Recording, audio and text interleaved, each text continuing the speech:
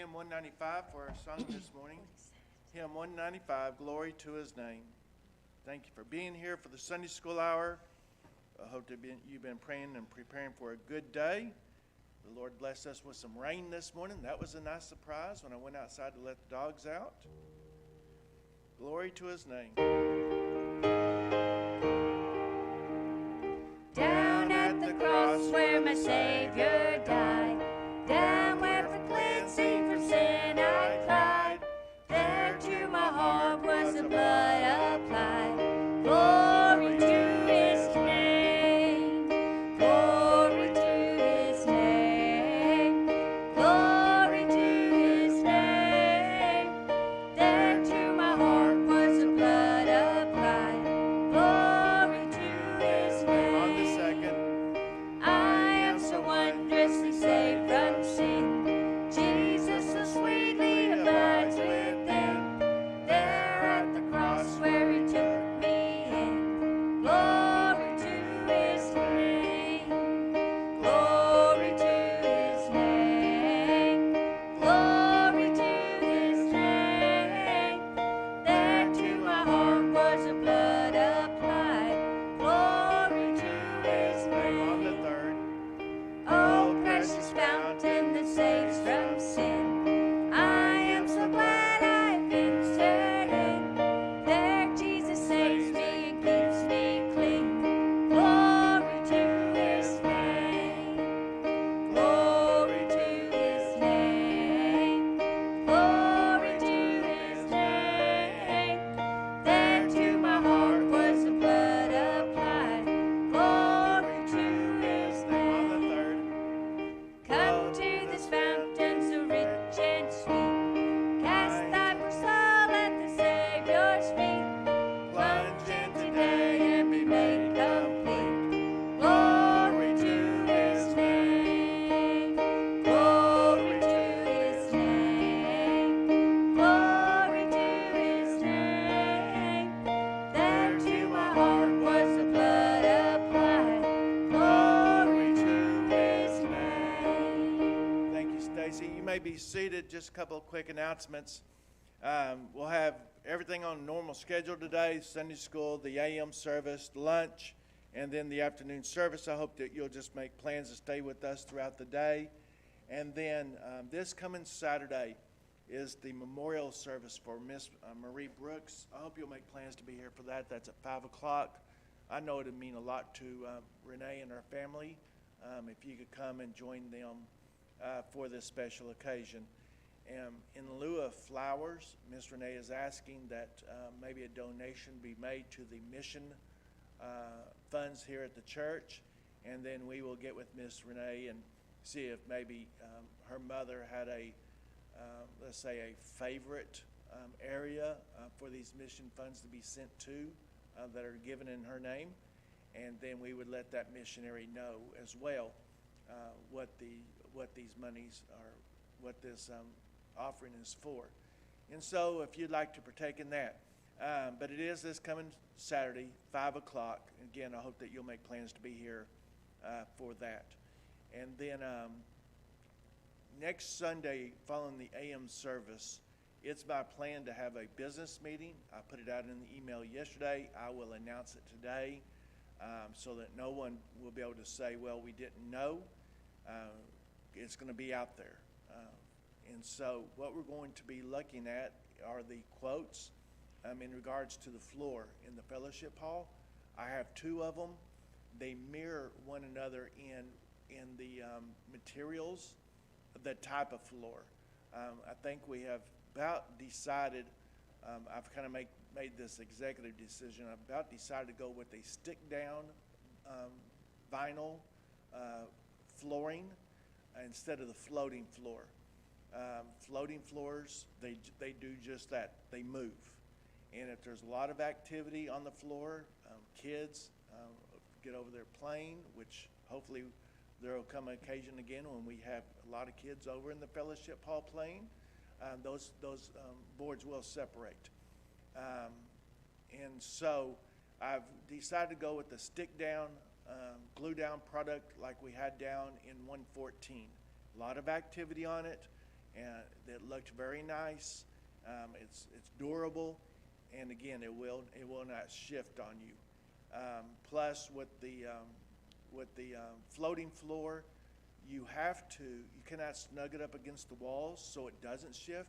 It's built to shift with the contracting and then the other room and the expanding of the room due to weather conditions.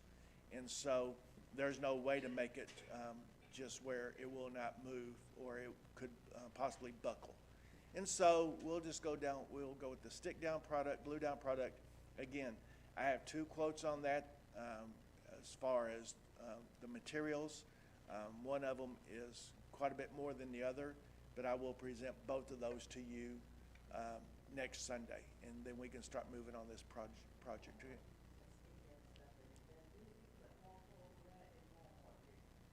Yeah, the stick down has a lot of benefits to it because it's in planks, just as the other is in planks.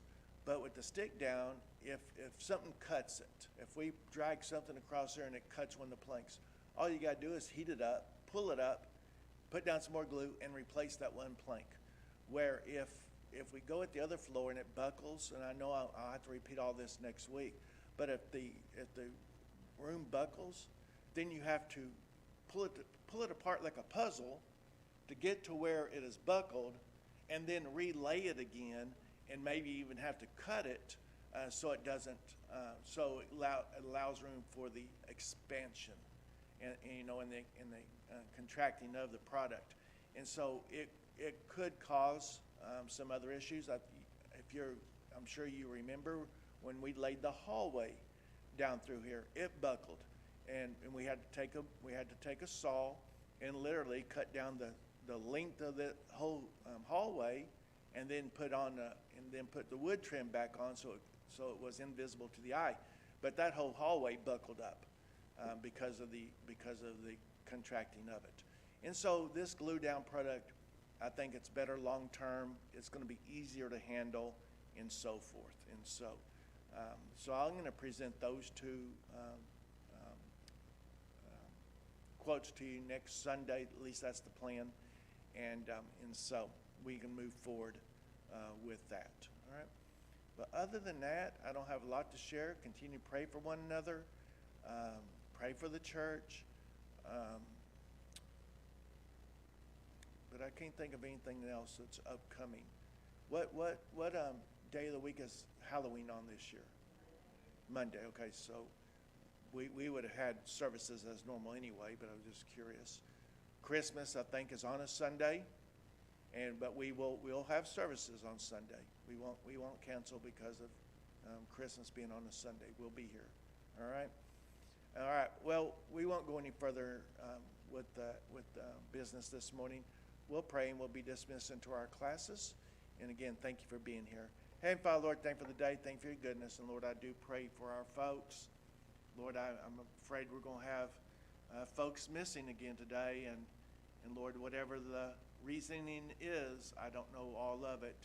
I know we do have the Hansberries at home are still recovering. Talked to them yesterday. I pray for your very best. I know they're looking forward to getting back, and they're going to be aiming for Wednesday, they said. So we look forward to that. But Father, I know we have others.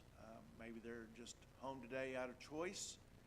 Lord, I pray that you would place a burden on our folks' heart to be faithful and regular into your services here at the church. And Lord, again, thank you for your great love. Look forward to an outstanding day today. Thank you so much for the rain and the cooler temperatures. After 90 degrees yesterday, we're supposed to be in the 70s for the next few days. That's going to be a blessing. Again, thank you so much for your goodness to us. In Christ's name I pray. Amen. Well, our young people are dismissed with Blaine and Lindsay to your class. The adults, as I said, I have a new handout for you. I had said last week that we would finish up page 9, but throughout the week, I considered that and what we were going to be looking at, and quite frankly, there's no doctrine involved in it. There's really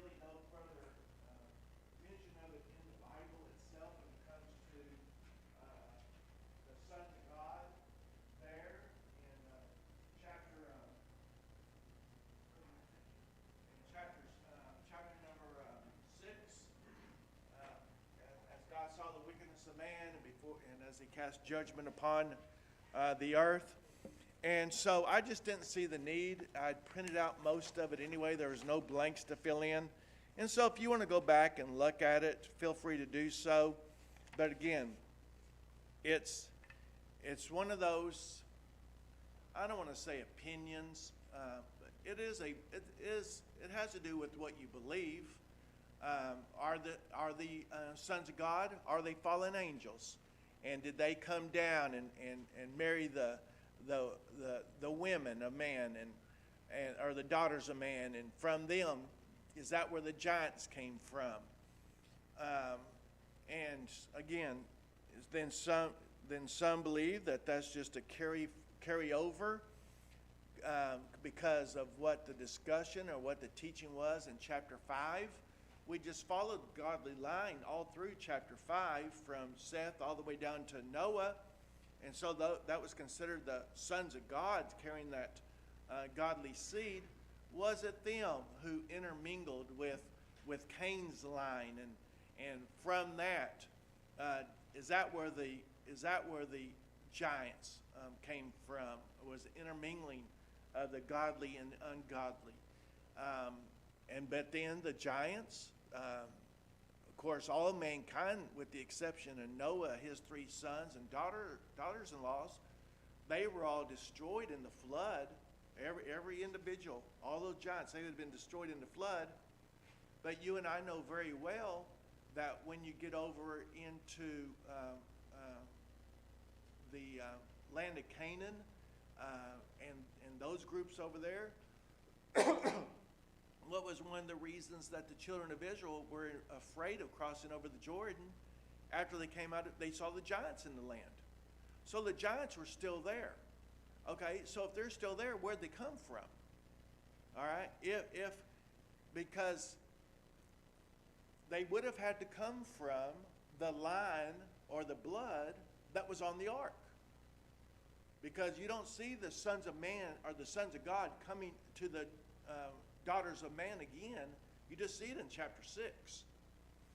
And so that line had to continue. It had to come through the line of Moses and his sons. And so that can raise up some questions. Well, was it because of one of the women that one of the sons married? There's just no indication on where that, but the giants did continue past the flood. And they didn't live through the flood. They restarted after the flood. And so again, it's just one of those things that really, if you're into your Bible, if you're one who likes to think, instead of, and I know y'all are, I'm not trying to downplay this. If you're one, instead of just coming to church and being told what to believe, if you're one who likes to read the Bible and it makes you question, makes you think, and the Bible ought to make us think, this would be one of those areas. And you start, where'd that come from? How did that happen? Well, the only way it could have happened is if it came through the line of Moses, because everybody else was destroyed. Anyway, so that's an overview of what we would have looked at in chapter number 9. Not chapter number 9, but page number 9 on your notes. And I just didn't want to spend a whole Sunday school class on that. But I wanted us to fast forward to the end of the flood. All right? So Noah and his family built the ark. They got on the ark. The animals were all gathered. God shut the door, and the rains began, 40 days, 40 nights of rain, covered up through the mountaintops. I believe that this was a worldwide event, not just a local event, worldwide event. And then Noah and his family were on the ark for 1 year. And that's where we're going to pick up our study of the seed or the seeds this morning.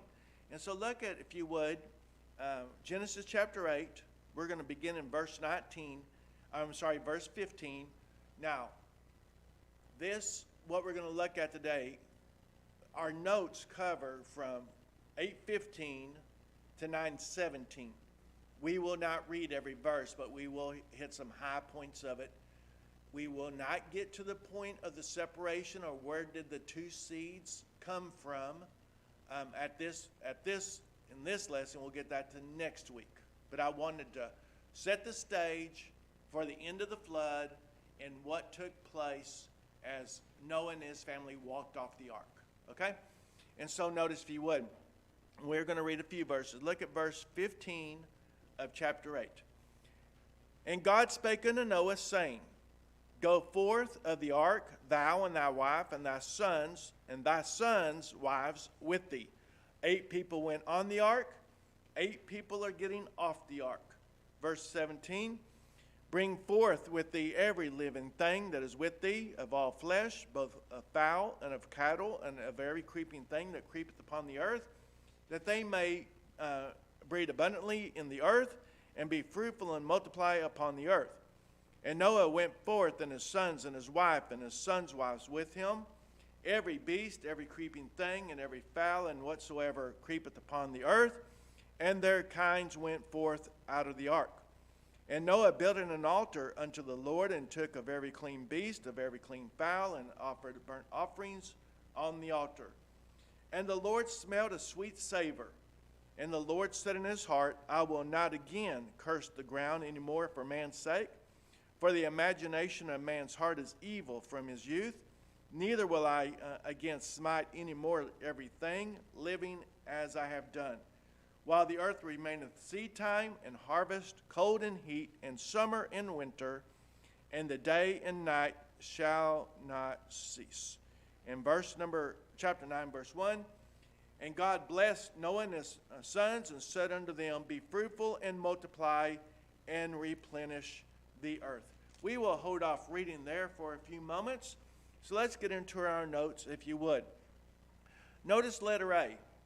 And I've said this many times, that I really enjoy the study of Genesis here, at least, especially these first few chapters, because of their time stamps. And here in chapter 8, we are given one in verse number 13.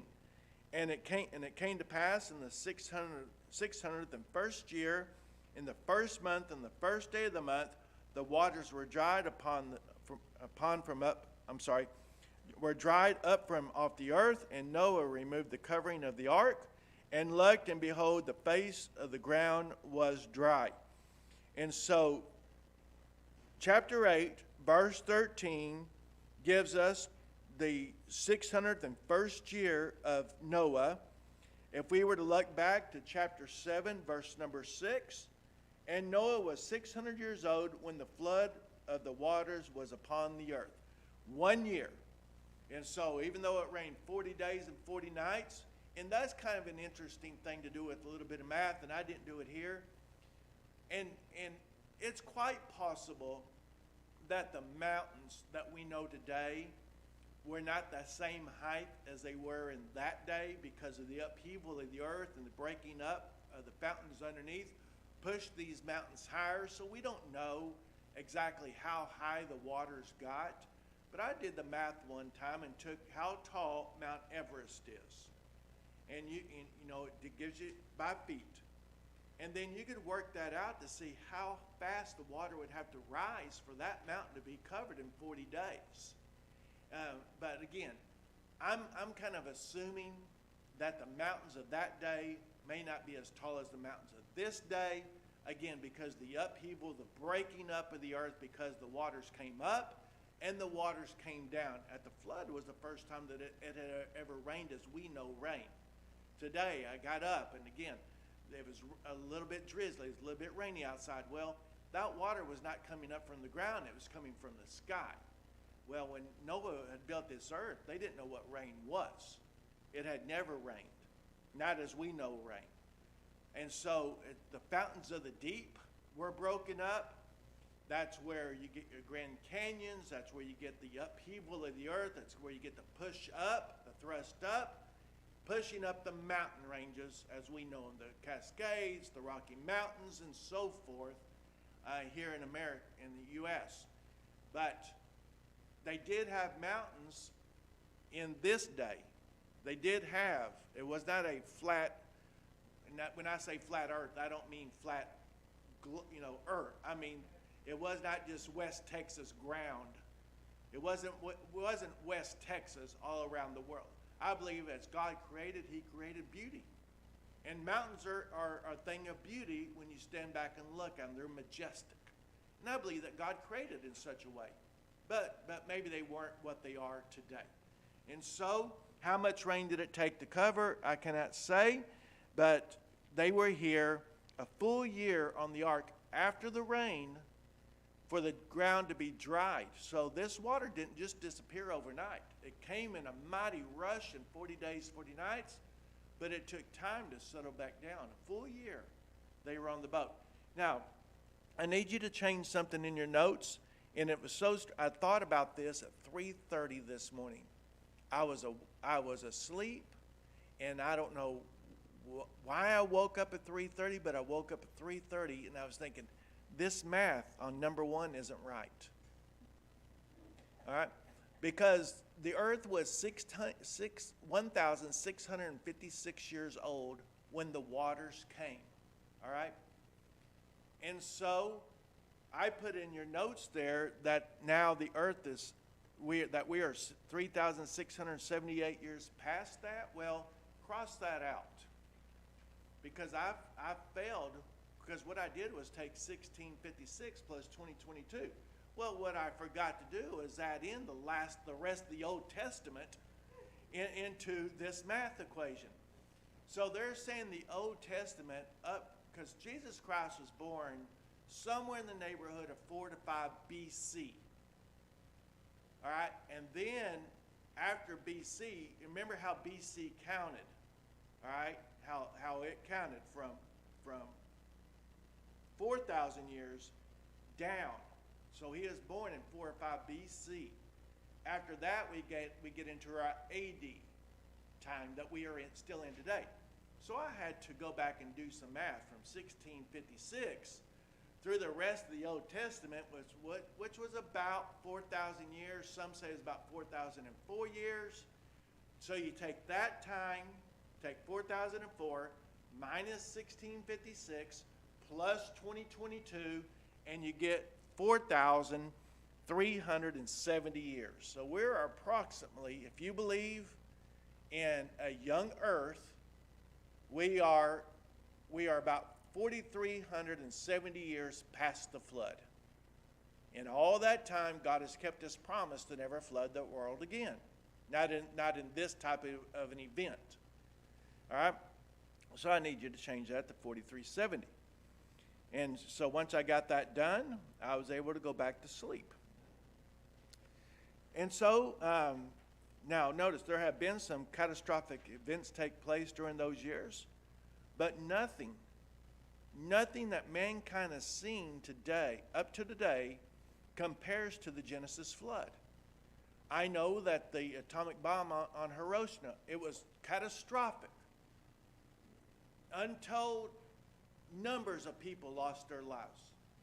Unknown number of people have lost their lives over the course of time because of tragic events.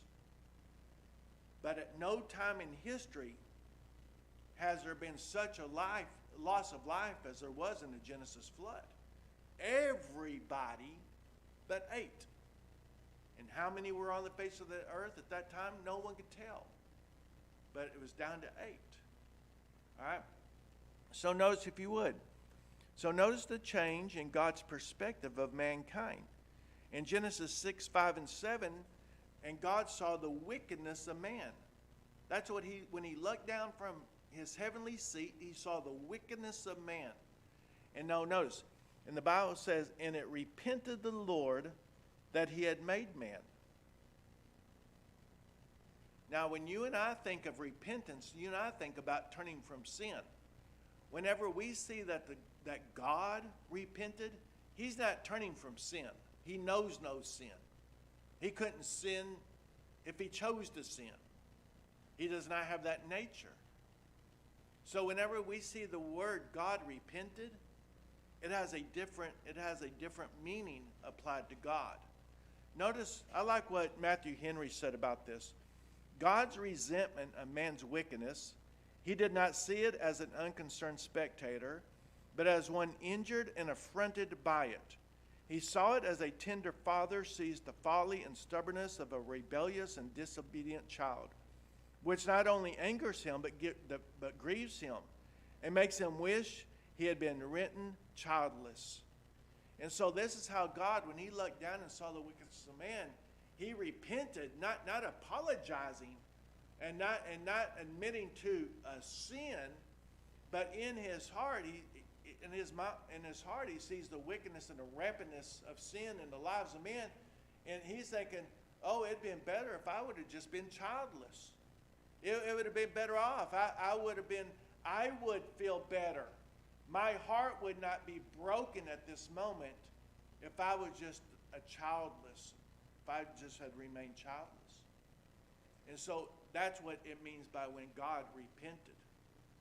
And so notice, if you would, the word repented there was an expression of his just and holy displeasure against sin and sinners. And here's your next blank. Sin is an enemy of his holiness. Sin, the wickedness of man, was an affront to him. He took it personal. They were his creation.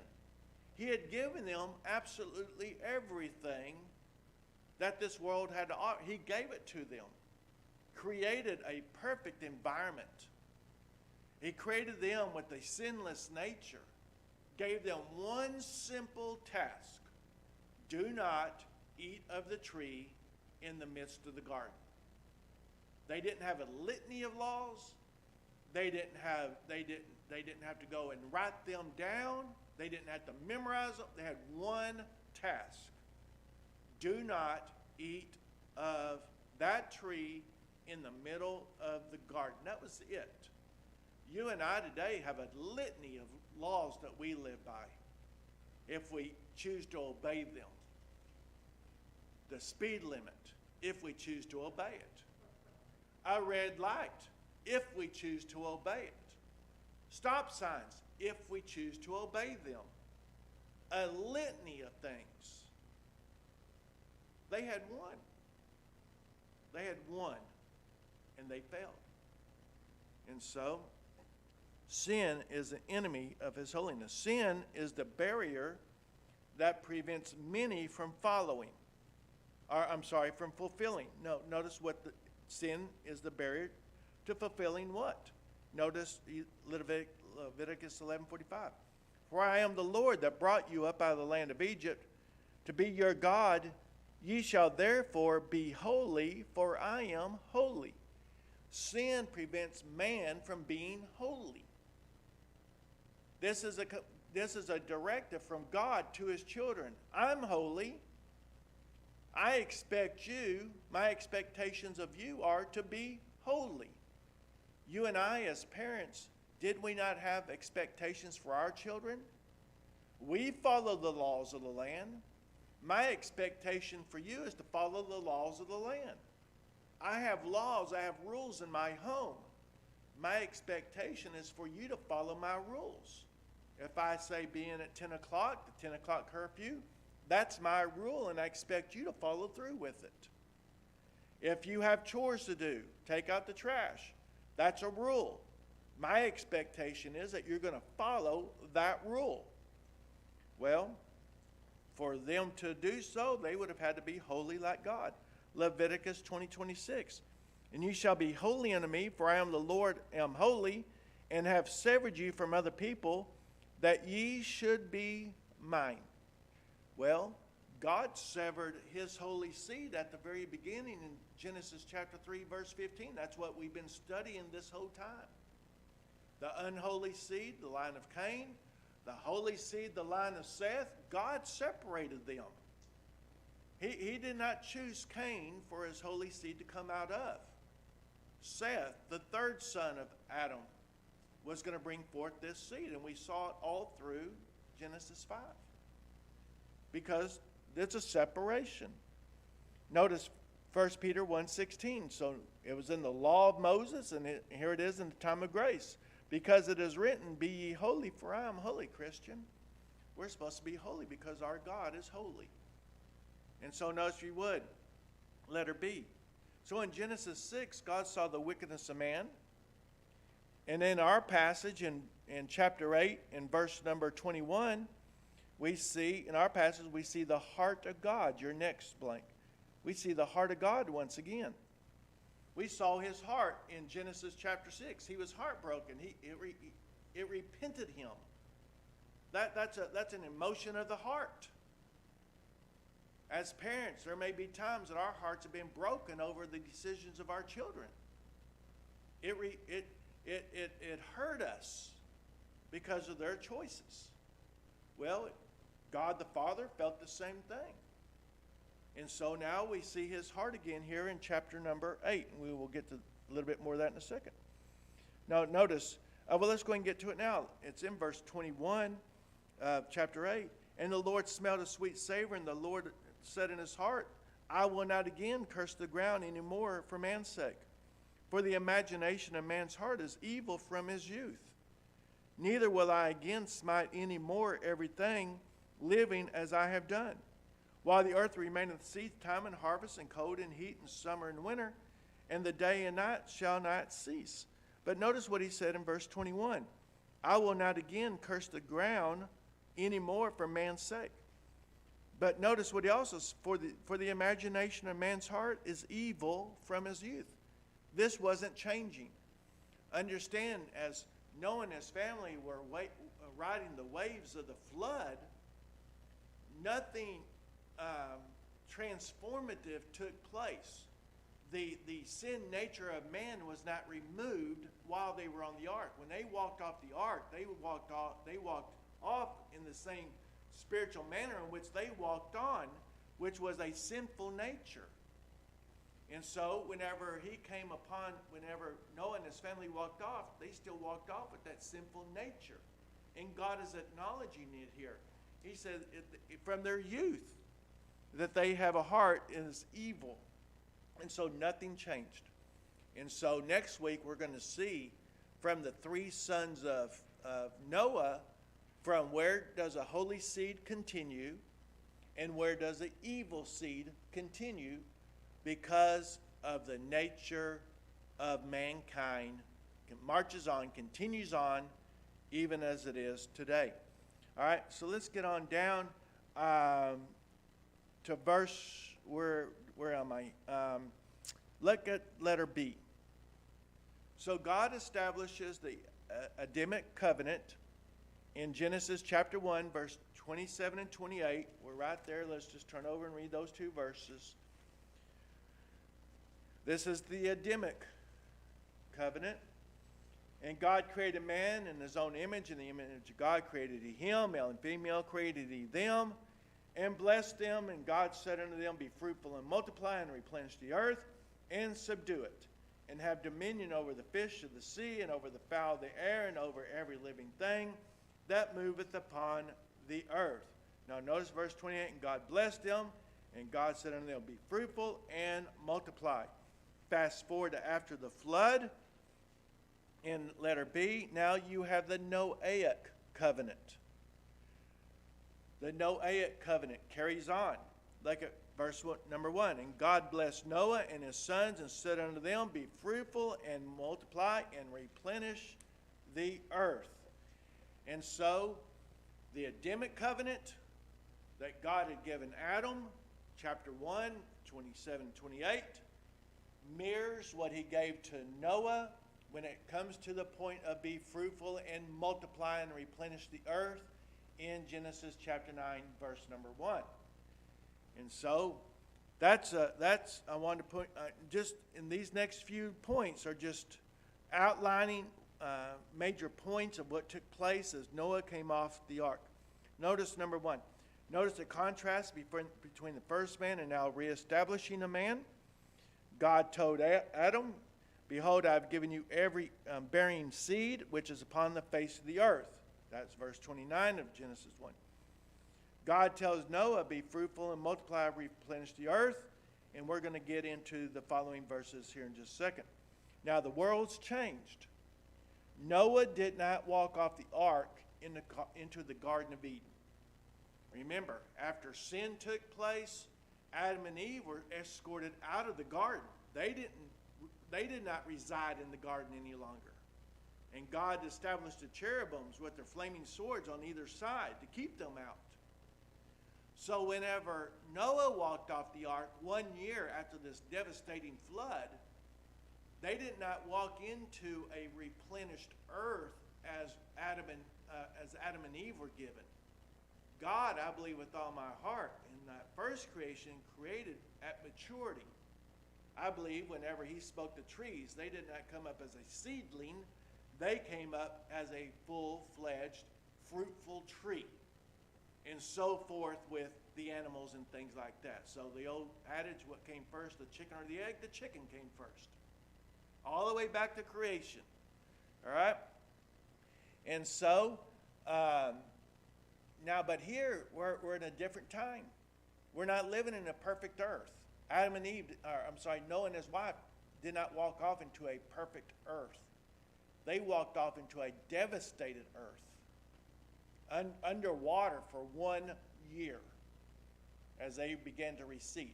Now, but as that water receded, and Noah and his family were on the ark for 1 full year, the waters recede, mountaintops are shown, so forth. You get down to the valleys, trees now would have begun to spring up again. Their seed would have still been there, but they would have begun to spring up again. But they were coming up as seedlings. They would not have came up as maturity.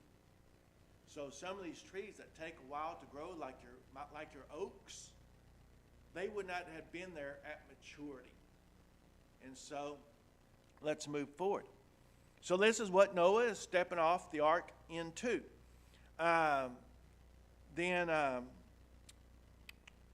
Number 2. Okay, that's where we are. Number 2. And the world has changed. Noah did not walk out of the ark into the Garden of Eden. A, the earth that God gave Noah and his sons was for a possession and a habitation, though it is not a paradise. But here's your next blank, but it's a wilderness. They did not walk off into paradise. They walked off into a wilderness. Now, I'm not saying it was all barren. You know, whenever you and I think about a raging flood, how it just washes everything away. Well, it would have been washed away, but now things have settled. You got to remember that 1 year period, vegetation has grown. So they didn't walk off into a barren wasteland. There would have been vegetation. It would not have been as Adam and Eve had. And I hope you're able to kind of picture that. Look at Psalms 115:16 there. Even the heavens are the Lord's, but the earth hath been given to the children of men. And so in Genesis 9:2 compares to Genesis 1:28, and there's one major difference. Now, look at Genesis chapter 9, verse 2. And the fear of you, this is after he told them to multiply, replenish the earth. And the fear of you and the dread of you shall be upon every beast of the earth, upon every fowl of the air, upon all that moveth upon the earth, and upon all the fishes of the sea. Into your hand are they delivered. Now notice the writing there, and then let's go back to Genesis 1. Notice the difference between the Garden of Eden and the time of Noah here. Verse 29, about halfway down, I have given you every herb bearing seed which is upon the face of the earth, and every tree which is in the fruit of the tree yielding seed. To you it shall be for meat. And to every beast of the earth, and to every fowl of the air, and to everything that creepeth upon the earth, wherein there is life, I have given every green herb for meat. And it was so. Notice, he said twice in verse 29, yielding seed, to you it shall be for meat. And then at the end of verse 30, I have given every green herb for meat. We are in another changing point here. It appears for the very first, well, let me give you your 2 blanks. So there's a major difference. Prior to the fall of man, Adam would have ruled out of love. Because this is prior to sin. He would have ruled as God ruled. He would have ruled out of love, compassion, tenderness. Following the flood, man will rule by fear. Verse number 2 of chapter 9 says, "And the fear of you." Now, can we just step back for a second? And I know I'm going to run out of time here. Can we step back for a second? How does man try to rule today? Out of fear, intimidation, pressure. And so we're at the latter point of a 2022 election period. What do they keep bringing up? They try to scare you to death on how you ought to vote. My guy's not as bad as that guy. That guy's just proclamating fear. He's predicting the end of the earth if his party doesn't win. And so fear mongering, so to say. Everything is an attack. Everything is pointing towards dread and gloom. But this is not new in 2022. This is how maybe you've had a manager in your past. They operated out of fear tactics. Well, if you don't do your job, I'm going to fire you. I worked for a manager for many years. He and I got along okay, but many of them dreaded talking to this guy because he was intimidating. He ran the warehouse out of fear. And so we've all, I'm sure, met these folks. But again, Gary Cooper. But it goes back to, and it wasn't the movie director or movie actor, Gary Cooper. I'm not that old. And so anyway, but this is how men operate. And maybe you know someone who operates that way today. And so let's go on. So those creatures which are anyway useful to us are domesticated. We use them either for service or for food or both. Today the cow's domesticated, but we were quick to eat a cow. We may raise him up or her up for the sole purpose of putting them in the freezer one day. I've told you before, I had that uncle in Oklahoma, went down to the auction, bought him a hog. No, he brought that hog. I bet that hog probably thought, I'm home. I'm out here I'm on a ranch. I have my own pen. Life is good. Look at my oats the new owner just gave me. Well, the next day he gave him a bullet to the head. But that's the point. Prior to Noah, we have no indication that they ate meat. Following the flood, now the animals are in fear. And animals are in fear of man today. And so some are domesticated and used, but then there are those creatures that men are afraid of. The lions, the tigers, and such, oh my. And so, did y'all catch that? Yeah. Good. And so we keep them at arm's length. And I don't know, I think it would be great to go on an African safari one day. I don't know if I would ever go, but I think I'd love that type of wildlife thing. But I've seen enough where those lions come right up to the car. No, I'm afraid of you. I need to keep you at arm's length. I'm not going to bring you home and feed you and then eat you. He's going to take me home, make me feel comfortable, and then eat me. And so this is what has transpired. But I need to end this. I know my time is up. But I want you to know that there's going to come a day that the lion is going to lay down with the sheep once again. Look at Isaiah. We'll end here. Isaiah 11.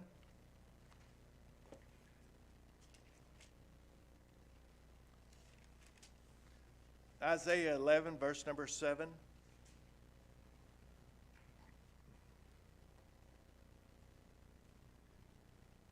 So it's like it comes full circle. In the Garden of Eden, it would have been this way. In the time of Noah, fear was in animals and us. And the cow and the bear shall feed. Their young ones shall lie down together, and the lion shall eat straw like the ox.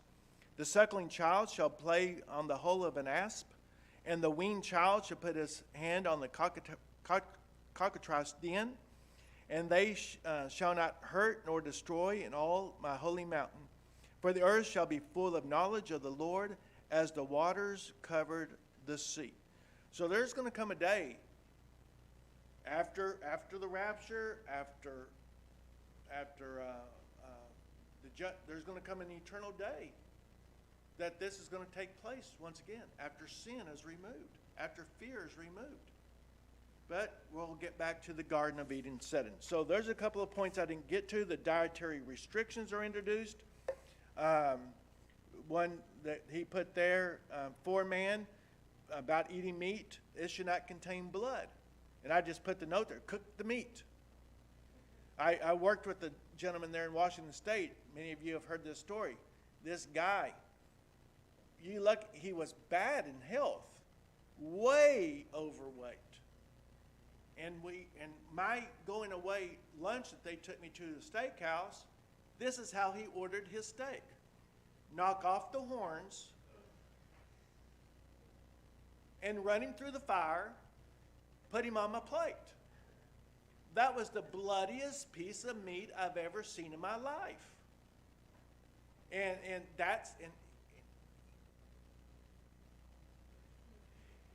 his mashed potatoes that were with it, it was the grossest thing I've ever seen at a dinner table. But he ate God said, cook the meat. Where you don't eat the blood. Why? Because there's life in the blood. And maybe we'll get into that next week. But anyway, there you go. And God just set up, corporal punishment is set up in these verses that he gave Noah in chapter 9. And so, ran out of time, but always do. But you have your notes. All right? Well, thank you for being here. We're dismissed. And we'll be in Matthew chapter 27 for the